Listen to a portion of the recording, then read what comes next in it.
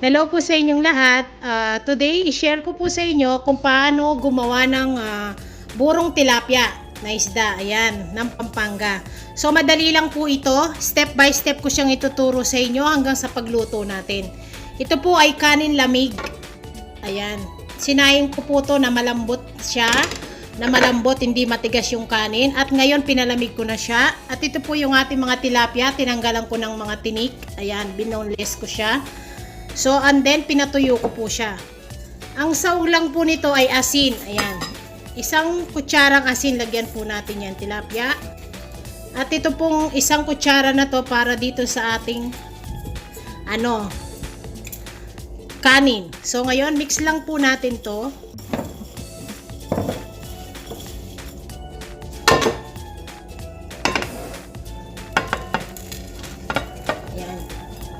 Yan, i-mix po natin pati yung isda. At gagamit po tayong garapon na sterilize na siya, yung malinis. Ayan po. Kung gusto nyo pong dagdagan ng tilapia pa, mas masarap, marami siyang isda. So ako, ganito lang po, katamtaman lang yung isda ko. Ito na po siya. Ayan. Ngayon lagay na po natin dito sa garapon natin. Kailangan po mag-iwan kayo ng space sa garapon ninyo. Ang dali lang po nito yung paggawa. Siksik lang po nyo sa kamay nyo ng ganyan. Ito na po siya. Siksikin nyo lang ganyan sa kutsara. Kagaya po na sinabi ko kanina, mag-iwan po kayo ng space. Ayan. Para kapag na-ferment po siya, hindi po siya aapaw at hindi lalabas yung tubig. So, ngayon, takpan po natin yan ng plastic. At, sarado po natin siyang mabuti. Yung walang singaw. Lagay lang po natin siya dito sa labas, huwag sa ref. After 1 week, babalikan po natin yan. At ituturo ko sa inyo yung pagluto. Ayan po. After 7 days, ito na po yung ating burong tilapia.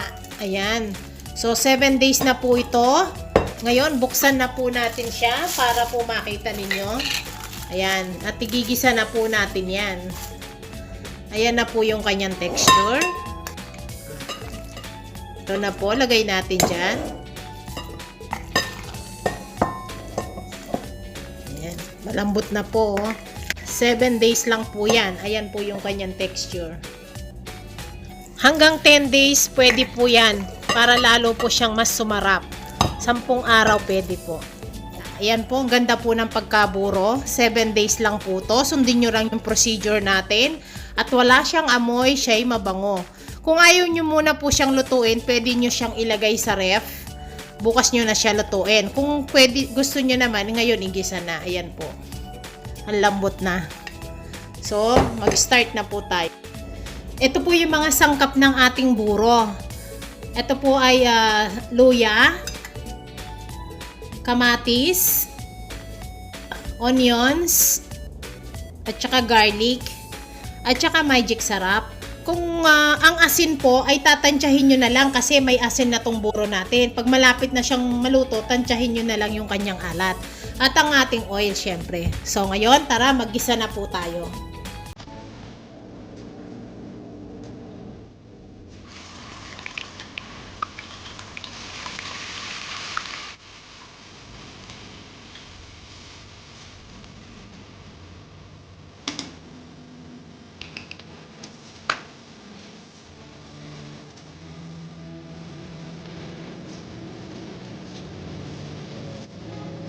Tunawin muna po natin itong kamatis natin. Huwag muna natin lalagay yung buro hanggat hindi siya natutunaw.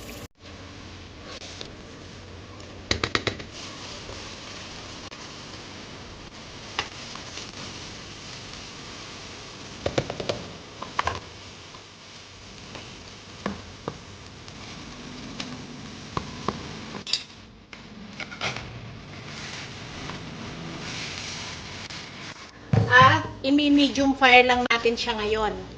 Para lumambot po yung mga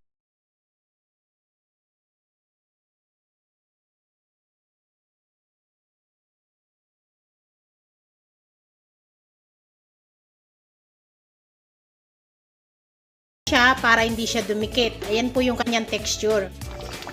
Ang tip ko po sa inyo, kailangan po medyo madami ng konti yung mantika ninyo. Yun po yung talagang pampasarap sa buro, yung marami yung kanyang mantika, hindi konti. Ayan, luto na po ang ating burong tilapia. Ito po ay napakasarap. Ito na po yung ating burong tilapia. Ayan po.